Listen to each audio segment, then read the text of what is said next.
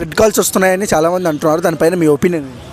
Thread calls వస్తే ఆయన ఏమి పీకేది లేదు ఎవరు, అర్థమైందా? సింహం లాంటి వ్యక్తి, ఆయన గురించి కనుక అటువంటి ఆలోచనలు జరిగితే రెండు రాష్ట్రాలు కూడా చాలా షేక్ అయిపోతాయి, తగలడిపోయినా ఆశ్చర్యపో అసలు. అటువంటి రాజకీయ నాయకుడిని ఇప్పటి వరకు మనం ఎక్కడా చూడలేదు. అట్లాంటి వాడి మీద థ్రెడ్ కాల్స్ చేసి బెదిరింపులు అంటే చాలా ఎదుర్కోవాల్సి వస్తుంది, చాలా వాటికి సిద్ధమై ఉండాలి ఆ థ్రెడ్ కాల్ చేసేవాళ్ళు. సింహాన్నే నక్క బెదిరించలేదు ఎప్పటికి కూడా.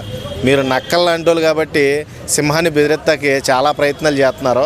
ఆ సింహం ఎవరికి ఎదురు వస్తుంది కానీ పక్కకు తప్పుకోదు. నువ్వు ఎప్పుడైనా గమనించి, ఏనుగు లాంటి వ్యక్తులు వచ్చినా కానీ సింహం అనేది పక్కకు తప్పుకోదు, కావాలితే ఏనుగే తప్పుకోవాలి భయపడి.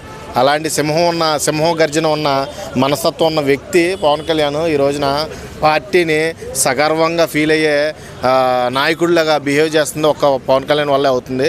కూటమి ప్రభుత్వానికి ఇంత మంచి పేరు రావడానికి కూడా one and all the reason Pawan Kalyan, Janasena.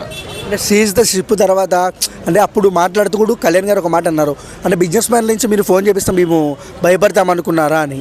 But ఎవరు థ్రెడ్ కాల్ చేయొచ్చు అనుకుంటున్నారు? నీకు పార్టీలో ఉన్న వాళ్ళనే ఊతిగా ఆరేసాడు మొన్న డిప్యూటీ ఆమెనే, విడుదల రజనీనే ఆవిడ పేరు వంగలపూడి వనిత, ఆవిడనే వదలలేదు. బయట వాళ్ళు మీరు చేస్తే ఆయనకి ఏమైనా లెక్క? అసలు ఎవరిని పట్టించుకోడు భయ్యా. అలా పట్టించుకున్నోడైతే రాజకీయాల్లోకి రాడు. ఆయన ఎవరినైనా సరే ఒక వ్యక్తిగానే చూస్తాడు.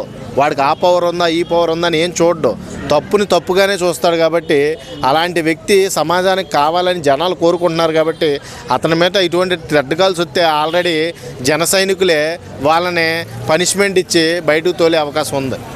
వన్ వర్డ్లో ఏం చెప్తారన్న కళ్యాణ్ గురించి తప్పుగా మాట్లాడితే రాష్ట్రం మొత్తం కూడా తగలబడిపోద్ది.